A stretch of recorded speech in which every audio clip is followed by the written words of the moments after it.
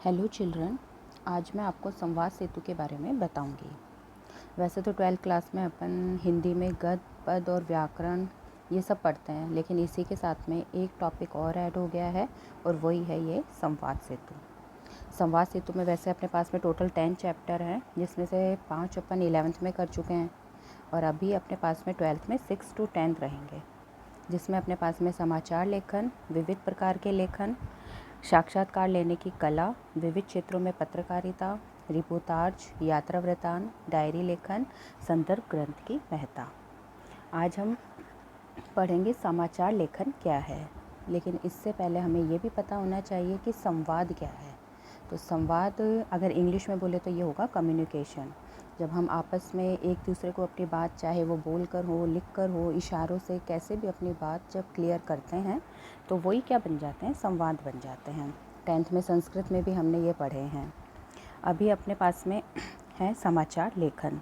तो समाचार जो है वो स्टार्ट करते हैं कि जैसे हमारे दैनिक जीवन में जो सबसे महत्वपूर्ण अंग आज के टाइम पर अगर हम मानते हैं तो वो है हमारे समाचार। हमारे आसपास की दुनिया में जो घटित घटनाएं, जो सूचनाएं जो हम प्राप्त करने की हमें जो उत्सुकता रहती है, तो वो आजकल क्या है, डिजिटल टाइम है, तो इससे जो न्यूज़ है वो हमें फटाफट मिल जाती है। लेकिन इसी का ही जो मुद्रित माध्यम है, जो मुद्रित मीन्स जो प्रिंट है वही क्या है, समाचार पत्र है। तो समाचार पत्र जो कि डेली हमारे घर में आता है, लेकिन आता है डेली, हम पढ़ते भी हैं। तो इस बारे में विचार करेंगे कि इसमें जो आता है वो लिखा कैसे जाता है, और इसमें जो बताया जाता है बस पढ़ लेते हैं, उसके बाद में कभी ये विचार किया है कि ये लिखा कैसे जाता है। आज यही हम देखेंगे कि समाचार हम कैसे बता सकते हैं और ये कैसे लिखे जाते हैं। तो सबसे पहले अपने पास में यहाँ पर वर्ड मीनिंग्स दिए हुए हैं थोड़े बहुत, तो इसी से ही अपना वैसे मोस्टली पूरे चैप्टर अपना यहाँ पे पूरा सॉल्व हो जाएगा।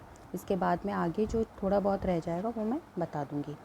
पहले अपने पास में समाचार, जैसे खबर या सूचना जो जिस माध्यम से प्रसारित की जाती है तो वही क्या कहलाता है, समाचार कहलाता है।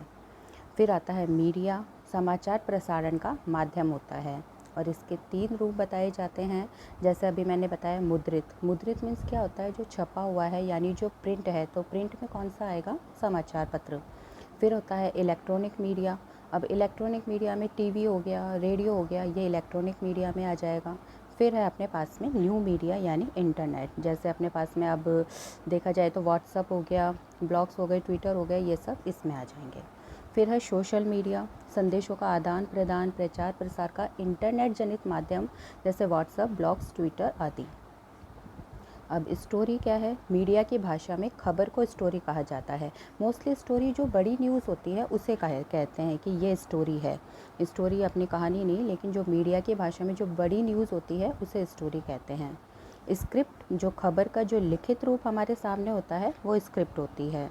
अब आती है अपने पास में बात कॉलम की। तो समाचार पत्र के पृष्ठ का विभागों में विभाजन। जैसे अपने पास में पहले क्या होता था कि जैसे खेल समाचार हो गए, और जैसे पिक्चर वाले हो गए, और भी जैसे सीरियल हो गए, तो ये सब मंथली इनका न्यूज़पेपर आता था। लेकिन अभी जैसे जैसे लोग इनके अंदर इंटरेस्ट लेने लगे हैं तो ये डेली आते हैं। तो इन्हीं को ही किसमें बांट दिया गया है, कॉलम में इनको डिवाइड किया गया है। तो वही अलग, और पेज भी अब अलग हो गए हैं। जैसे कि देखते हैं हम कि खेल समाचार का अलग ही पेज आता है, और वैसे ही इनको अब सिटी भास्कर है, उसमें मूवीज़ का है, वो सब पेज अलग कर दिए हैं, तो वो सब क्या कहलाएंगे, कॉलम कहलाएंगे। फिर आता है अपने पास में लीड, जो सबसे मेन जो न्यूज़ बनती है, जो हेडलाइन जो हो जाती है वो क्या कहलाएगी, लीड न्यूज़ कहलाती है, उसे ही लीड बोलते हैं। इंट्रो, समाचार की शुरुआती पंक्तियों को संबंधित खबर को इंट्रो कहा जाता है। फिर होता है बॉडी, तो इंट्रो को जब आगे बढ़ाएंगे, उसका विस्तार जब हम करेंगे तो वो बॉडी कहलाएगा। इनके अभी और भी पार्ट हैं जो मैं तुम्हें आगे बताऊंगी। फिर आएगा अपने पास में बाइट, खबर को विश्वसनीयता प्रदान करने के बीच में जो एक अत्यंत छोटा सा साक्षात्कार मीन्स इंटरव्यू लिया जाता है, वो कहलाता है बाइट। फिर होता है विजुअल, समाचार के दृश्य माध्यम में समाचार के लिए तैयार शूट किए गए चित्र। जब हम न्यूज़ चैनल देखते हैं तो उसमें पीछे बताते रहते हैं कि जैसे कई बार बाढ़ का होता है, या जहाँ पर भी जो भी वहाँ पे प्रूफ अपने को दिखाने के लिए वो पीछे वो चित्र चलते रहते हैं, तो वही क्या कहलाते हैं, विजुअल कहलाते हैं। कुछ न्यूज़ होती है जो बोलकर बता दी जाती है, कुछ न्यूज़ होती है वो चित्रों के माध्यम से बताई जाती है, तो वो तो क्या हो गया, विजुअल। लेकिन कुछ चीज़ें होती हैं जो जो लोग रहते हैं वहाँ पर, उनसे छोटा सा इंटरव्यू लिया जाता है 20 से 30 सेकंड का। क्यों लिया जाता है, कि वो खबर क्या है, सच्ची है, उसके ऊपर विश्वास कर सके, इसीलिए वो इंटरव्यू लिया जाता है, उसको बाइट बोलते हैं। फिर होता है बुलेटिन। समाचार के श्रव्य दृश्य माध्यमों में लगभग आधे घंटे चलने वाली जो खबरें हैं वही क्या कहलाती हैं, बुलेटिन कहलाती है।